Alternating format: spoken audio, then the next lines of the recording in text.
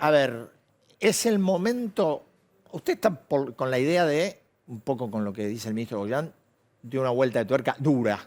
No media vuelta de tuerca. Una y dura. ¿Usted cree que es el momento, que hay que esperar un poco en función de lo que evalúa? Estamos hablando del AMBA, ¿no? Básicamente. Sí, claro, obviamente. Primero que no podemos, más allá de que la provincia de Buenos Aires y la ciudad de Buenos Aires son dos jurisdicciones totalmente distintas en materia de salud, funcionan como vasos comunicantes. Por lo tanto, pensar en una sola jurisdicción sin entender las consecuencias directas que genera sobre la otra es un error.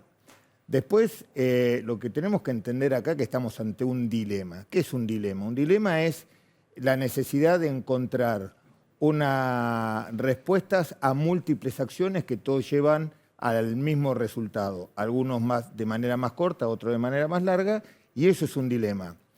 Un dilema que tiene que ver, mire, esto se da, le voy a hablar con, seguramente que usted debe tener hijos chicos, ¿no? Sí, una nena de 5 años y medio. Algo que me pasa permanentemente en mi vida de cirujano. Usted sabe que en el cirujano la apendicitis es la operación más frecuente. Con el avance de los antibióticos, ante un paciente, ante un chico fundamentalmente que hay que operar de apendicitis, siempre hay un dilema. Ese dilema es los clínicos que le dicen al padre, podemos esperar, y la mitad de los casos remiten, y lo que le decimos nosotros, es verdad, la mitad de los casos remiten, pero la otra mitad de los casos, si no se operan ahora, seguramente terminan en una perforación intestinal, una peritonitis. Esa peritonitis lleva a que la cirugía sea más complicada, el posoperatorio es mucho más complicado porque hay que dejarle 4 tubos de drenaje para que salga el pus, la recuperación es mucho más lenta y además va a quedar con secuelas de por vida. Bueno, y si la Argentina tuviera apendicitis ahora, estamos ante ese dilema. Estamos ante ese dilema. O aplicamos una terapia clínica y rezamos que nos vaya bien, que es posible. El 50% de los pacientes con apendicitis con un tratamiento clínico se cura, o nos arriesgamos a terminar en una peritonitis. Esa es una definición que hay que tomar y ese es el dilema. Yo estoy totalmente convencido, y ya no lo digo desde el punto de vista médico, si quiere se lo digo desde el punto de vista militar. La reserva es el elemento más ponderable a la hora de planificar una acción estratégica. Es el elemento táctico más importante. Nos quedamos sin reservas. Cuando usted se queda sin reserva, está jugando al azar. El azar es el que define. Yo creo que la vida de la gente es demasiado importante como para estar en el azar. Y recién lo escuchaba al doctor Quirós dijo, si esto no baja, tenemos que tomar alguna restricción más dura. Yo creo que, mire, el doctor Quirós lo ha definido espectacularmente bien sin querer. Primero que... ¿Por qué sin querer? ¿Por qué sin querer? Porque... A lo mejor lo hizo queriendo. Bueno, yo creo que fue el inconsciente. Bueno. En los médicos el inconsciente figura mucho. Bien. ¿Por qué? Primero dijo, si esto no baja. La conjugación del verbo fue potencial. Usted sabe que la conjugación del verbo potencial significa condicional. ¿Qué es condicional? Que la acción, un verbo es una acción, que la acción puede cumplirse como no. Primer punto. Por lo tanto, ya está diciendo, puede cumplirse, pero también puede no cumplirse. Y segundo, dijo, tenemos que hacer algo. La verdad que la ciencia ya lo determinó allá por el siglo XIII, XIV, cuando en Venecia se empezó a utilizar la cuarentena. Y algo que ha sido la única posibilidad de afrontar una pandemia. Mire, Newton describió la ley de la gravedad en plena pandemia de Londres, estando aislado durante 2 años. Entonces, fíjese si la pandemia la cuarentena ha sido el método de acción ante una situación como esta. Creo que el doctor Quirós fue extremadamente, en 2 palabras, definió la situación. Ahora, Bernie, perdóneme, siguiendo su lógica del antibiótico, me parece que en este caso ya el antibiótico se aplicó. La pregunta es, ¿hay que volver a fase 1? ¿Usted es partidario de volver a una cosa estricta, que cortar los transportes y que la gente no se pueda mover? Yo creo que tenemos que recuperar reservas. Tenemos que recuperar reservas porque nadie, absolutamente nadie, en la Argentina y en el mundo está en capacidad de decir qué es lo que nos va a pasar de acá a 15 días. Hay una verdad, la curva está bajando, ¿sí? También hay otra verdad. Alta. Está muy alta, pero también hay Está otra bajando. Pero está bajando, sí, es una verdad. No escapa esa verdad. También hay otra verdad. Hace 3 meses nadie se esperaba esto. Y hay otra verdad.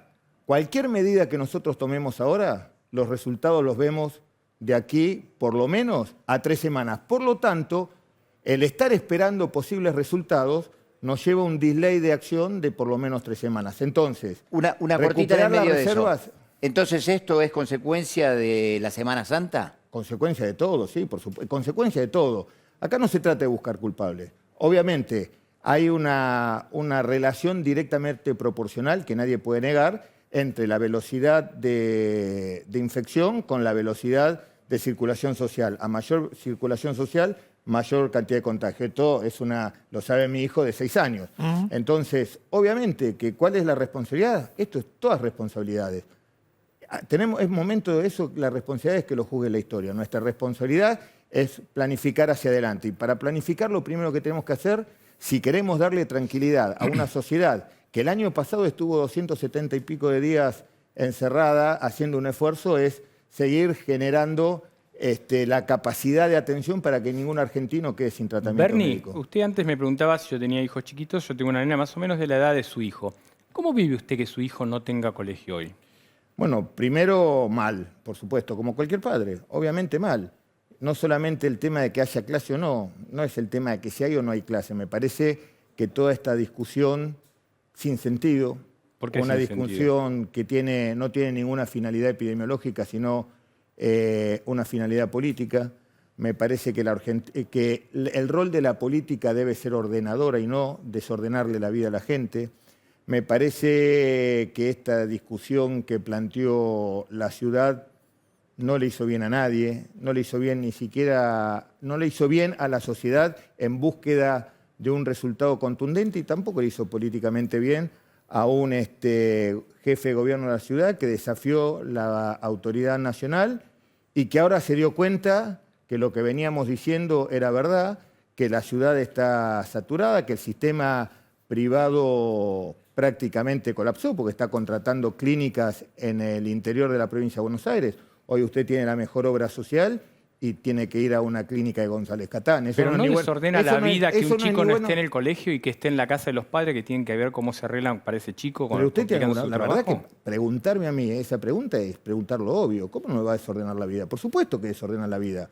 Ahora, tenemos una pandemia que nos está desordenando a todos por igual y que no solamente tiene que ver con un desordenamiento familiar, sino que tiene que ver con un desordenamiento económico, porque esta pandemia ha hecho estrago, para que usted tenga idea, el año pasado perdimos casi el 10% del PBI con esta pandemia. Entonces, y además es ese razonamiento que no podemos parar porque la economía no da, bueno, las experiencias son más que elocuentes y además usted sabe muy bien que nadie puede producir en un estado de emergencia sanitaria. Ahora, ¿cómo se hace? Corríjame, porque usted no pensaba así, pero creo que lo dijo cuando habla de cuarentena estricta. Cuarentena, no. Sin transporte. Perdón. Sin transporte no se puede hacer nada. Perdón.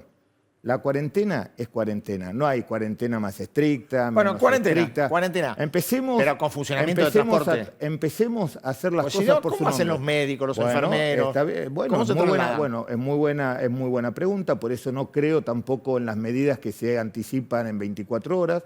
Yo creo que las medidas deben tener un tiempo para que cada uno de aquellos que están afectados por las medidas puedan resolver, entre ellos el transporte de su personal. Habrá que ver si cuando decimos estricta tiene que ver el transporte público totalmente acotado. Bueno, eso hay que estudiarlo, hacerlo bien.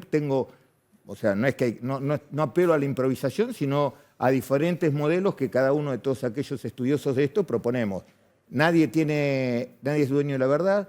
Hay cientos de caminos a transitar. Acá hay que tomar una definición, ¿cuál de ellos transitamos? Ahora, Bernie, en este sentido, digo, a la mañana hay muchas notas que se hacen en la gente que viene de Constitución, que viene de Retiro, que viene de distintos lugares para moverse, y toda la gente en general dice lo mismo, ¿no? Que bueno, que van parados, que van todos con barbijo, pero dicen, bueno, yo tengo que ir a trabajar porque tengo que dar de comer a mi familia, digamos. Claro. Está muy claro. Por eso- Una cuarentena, como la que se plantea, implicaría volver al IFE, implicaría volver a la atención de la gente que se queda sin trabajo. No tengo ninguna duda que ante una decisión contundente tiene que haber medidas contundentes por parte del Estado. Eso está fuera de total discusión. Ahora, ¿por qué esperaríamos resultados mejores cuando el virus tiene un horario para contagiar? Me parece que hay preguntas que ya son obvias, que no podemos hacernos. Acá el dilema es saber qué camino tomar. Y usted recién hacía referencia al artículo que escribí el domingo. Bueno, ese artículo traspola la experiencia que vivió el equipo de Brasil, Sí. Que se tomó un vuelo, tenía que ir a jugar a Medellín. En el medio del viaje los pilotos advirtieron que les quedaba poco No combustible, hicieron todos los cálculos, podían haber bajado en Bogotá a cargar combustibles, pero les parecía que iban a gastar tiempo y plata. Por lo tanto, decidieron continuar. Todos los cálculos que hicieron fueron correctos, pero tuvieron un imprevisto en el camino. ¿Cómo terminó? Se cayeron a 13 kilómetros. ¿Sabe cuánto es 13 kilómetros de un aeropuerto? Nada. Es como quedarse sin nafta a medio metro del surtidor. Pero sin embargo ese vuelo nunca llegó, el partido nunca se jugó. Bueno, yo no soy drástico, estas no son decisiones fundamentalistas, pero mi visión, mi experiencia dice que es mucho mejor tener definiciones contundentes que nos permitan recuperar la reserva y darle predecibilidad a la sociedad. Bueno, Hay pues yo le muchas pregunto, cosas- perdón, voy a un punto que usted en parte lo mencionó en el artículo de ayer y a un punto que usted desarrollaba recién. A ver, llevamos 1 año y 4 meses Sí. de pandemia. Hay países que han establecido una estrategia de cómo reaccionar después de haber pasado todo lo que pasaron y lo sabemos todos, ¿no? El año pasado. Más o menos cómo funcionar frente a la virulencia de la pandemia. Tienen escalas, tienen valores, la focalizan. Dice, a mí lo que me da la impresión que el gobierno no tiene nada de eso, que va tomando sobre el pucho, sobre la marcha, va viendo cómo hacer. Yo creo que se tomó una definición médica basada en la salud como la ausencia de la enfermedad, que el único parámetro que se vislumbró fue la ausencia de la enfermedad, y nosotros creemos que la salud es un estado de equilibrio físico, pero también psíquico y social. Por lo tanto, debemos avanzar en medidas contundentes, pero que también prevea la psiquis y el funcionamiento social en una sociedad que viene golpeada. En ese sentido, Bernie, una sociedad que viene golpeada, una sociedad que viene más de 1 año con restricciones. ¿Qué pasa si parte de la sociedad no acepta la cuarentena que está por proponer el gobierno o las medidas duras que estaría por proponer el gobierno? La verdad que no sé qué medida va a proponer. No, bueno, yo tampoco, pero... Por digo, eso, por eso yo soy sincero. Yo trabajé desde el 2003 resolviendo todos los conflictos sociales de la Argentina hasta el 2015. Recorrí el país, trabajé y trabajo en los barrios más vulnerables, conozco la sociedad y creo que la sociedad va a acompañar perfectamente. El problema es que justamente hoy la sociedad está confundida. ¿Y por qué está confundida? Pero está descreída también, ¿o no? La verdad, yo le digo con absoluta sinceridad. Yo lo que le pregunto, no voy a personalizar ni menos a mencionar episodios. ¿No le parece que a veces desde lo más alto del poder no se dan ejemplos en un momento en que debieran darse porque la gente está muy atenta al tema de los cuidados, al tema del contagio? No, yo creo que ocurren cosas... yo creo que primero, obviamente que el comportamiento colectivo es la sumatoria de los comportamientos individuales. Segundo, yo creo que hay un fenómeno de interpretación del inconsciente colectivo que a veces se interpreta mal, y estas medidas a medio término que generan confusión, porque él sí y yo no, entonces si él sí, yo también. Además, en esta confusión intentamos generar un estado policial para controlar, y la verdad que No se puede. A ver, ¿Se puede? No se puede. Discúlpeme, ¿usted puede creer que alguien puede controlar 20 millones de gente caminando por la calle? Prácticamente es imposible. Entonces, proponer un estado policial, proponer un control con 20 millones de gente caminando, es prácticamente A ver, imposible. le Por quiero lo preguntar tanto, algo del tema del control, que aparece un fenómeno estos días que son las fiestas clandestinas. Y déjeme Sí. hacerle la pregunta. Porque fiestas clandestinas vemos en Palermo, también no es un fenómeno de la provincia de Buenos Aires. Pero por lo que uno habla, y usted, si algo no se puede decir es que no tiene calle, el conurbano es un descontrol de fiestas clandestinas. ¿Por qué no se puede parar ese fenómeno que todos los días vemos videos y videos circulando de gente, fundamentalmente joven, que hace fiestas y que los vecinos muchas veces denuncian y nadie acciona? cuando los vecinos denuncian, la respuesta es inmediata. ¿Sí? La respuesta es inmediata. Hoy cuando venía para acá escuchaba en un programa anterior que habían dicho que en una fiesta clandestina en La Matanza, que llamaron, nadie fue.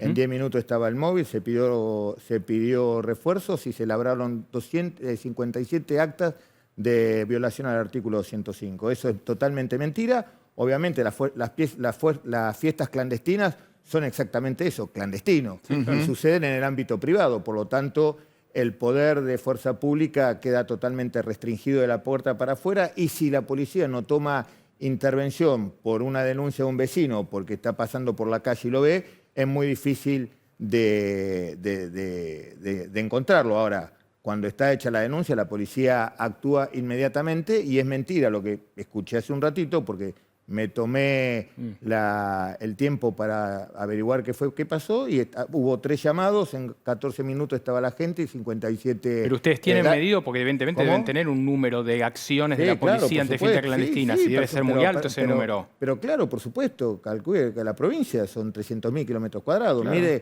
Mire si hay superficie para controlar. Ahora, Aparte, Bernie, mire, volviendo a eso, usted calcule que nosotros tenemos un policía cada prácticamente 100 manzanas. Sí. Así que fíjese el trabajo que está haciendo la policía, que hoy falleció su policía número 50, la gran mayoría menores de 55 años, muchos de ellos sin ningún tipo de antecedente, pero la policía siempre estuvo. La policía está sufriendo el mismo diezmo que está sufriendo la sociedad. Tiene contagiados, tiene policías Bueno, y con aparte contacto digo, estrecho. no sé si el concepto es distraer la policía persiguiendo No, la primero bonaerense, no- persiguiendo fiestas clandestinas, no es distraerla de la inseguridad que sigue en el conurbano. Una fiesta clandestina es un delito, y como tal debe estar la policía atenta y predispuesta a trabajar para la prevención. Vuelvo a repetir, es un delito que justamente se da puertas adentro, es mucho más difícil, y por lo general, sin el aporte solidario de los vecinos que llaman,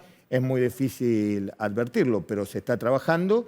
Y además nosotros cumplimos, nosotros el Gobierno Nacional nos dio una serie de directivas de lugares donde controlar, y lo estamos haciendo a rajatablas. Inclusive hasta depende la localidad y la jurisdicción, hay fiscales que mandan a detener, otros no, otros retienen el auto, otros no lo retienen. Bueno, la suerte... ¿Hay estadística de eso o es una cosa Sí, laxa? sí. Hasta la semana pasada llevábamos casi 200 vehículos secuestrados, más de... ¿En provincia? En provincia, sí. No, sí.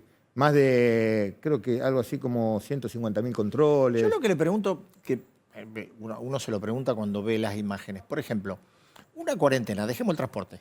Una cuarentena, ¿cómo se hace para controlar en el conurbano en lugares como La Ferrer, como la feria, la feria de la Matanza, de la Salada, todos esos conglomerados que son casi cotidianos? ¿Cómo se hace para controlar Bueno, en eso? una cuarentena no deberían funcionar, y eso permite una mayor visualización. Bueno, no de lo que deberían, está. pero ¿usted cree que es Sí, posible? Sí, claro, por supuesto, en una cuarentena. Sí, de hecho fue.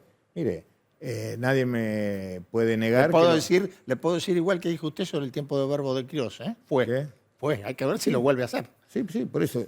No terminé de decirle el concepto. Mire, durante todo el tiempo trabajé en los conflictos sociales, y como médico aprendí a interpretar los síntomas y signos de una sociedad para poder llegar a un diagnóstico y aplicar un tratamiento. Después de haber trabajado tantos años en todos los lugares más vulnerables, en los lugares más carenciados, convertir puestos de piqueteros en trabajo, uno se relaciona con el mundo del trabajo, empresario, pyme, y la verdad que yo veo una voluntad de terminar rápido con esto. ¿Y por qué? Por supervivencia propia.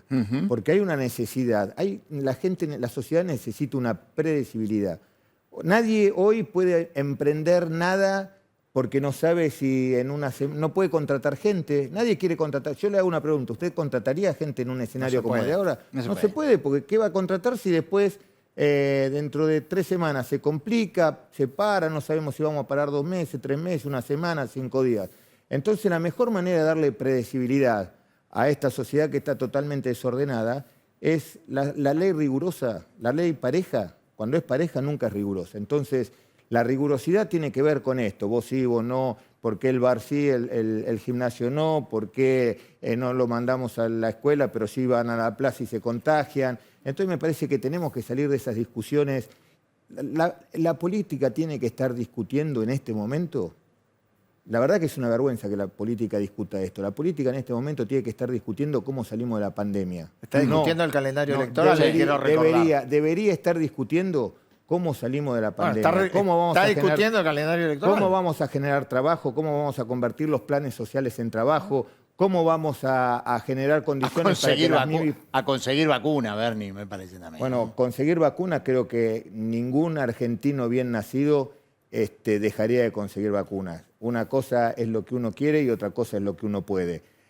Yo no soy de aquellos que llora sobre la leche derramada y cree que a mal de muchos consuelo de tontos, pero bueno, la realidad es que hay 3 países que concentraron la producción de vacunas, dijeron hasta que no nos vacunemos nosotros no sale una vacuna de acá, y en ese sentido, a la tenacidad del gobernador de la provincia de Buenos Aires, que tomó contacto de manera muy temprana con el Instituto Gamaleya, puso a todos sus ministros a trabajar en las diferentes investigaciones que había en el mundo, conseguimos la vacuna rusa. Ahora, le hago una el gobierno pregunta. de la provincia de Buenos Aires, cuando ya tenía listo el convenio para que la provincia de Buenos Aires sea abastecida por la Federación Rusa, el gobernador dijo, tenemos que ser solidarios con el resto del país y puso esa vacuna a disposición del gobierno. País. ¿Cómo? A disposición del gobierno. Sí, claro, por supuesto. Bueno, o sea que sí, digo, partiendo de la base de lo que usted relata es correcto, si no hubiera sido así, el gobierno tampoco tenía el Sputnik. No sé qué hubiera pasado si no hubiera sido así. Yo le digo lo que hizo el gobernador. Que hoy tengamos Sputnik es un trabajo incansable del gobernador, del ministro Goyán, del viceministro Kepler, del jefe de gabinete, de la jefa del Ministerio del Interior, del ministro de Seguridad, todos los ministros trabajaron para que la provincia de Buenos Aires no solamente tenga la asistencia médica que hoy vemos que es posible realizar, sino también tenga una salida en la inmunización, que es la vacuna. Bernie, vuelvo al principio de la charla. De acá al jueves se tiene que definir un criterio nuevo, porque a partir del viernes debería regir otro DNU. Si no se va a una cuarentena totalmente cerrada, ¿vamos a ese tsunami que presagió su gobernador Kicillof? Nadie lo puede decir. Lo único predecible es la imprevisibilidad. Por eso digo, no nos aferremos a conclusiones fundamentalistas. No es esto o la catástrofe. No es lo otro no. Cada uno tiene una visión, cada uno elige cómo quiere transitar, cada uno elige arriesgarse. Bueno, nos arriesgamos a que no pase nada y por ahí llegamos a destino como el avión de Chapecoense o capaz nos caemos antes. Bueno, yo soy de aquellos que con una visión estratégica entendí en la historia de la humanidad que las reservas, como dije hoy, es el elemento táctico más importante. Necesitamos recuperar tácticamente reservas para poder afrontar estratégicamente una secuencia de tiempo transcurrido hasta que nos vacunemos todos.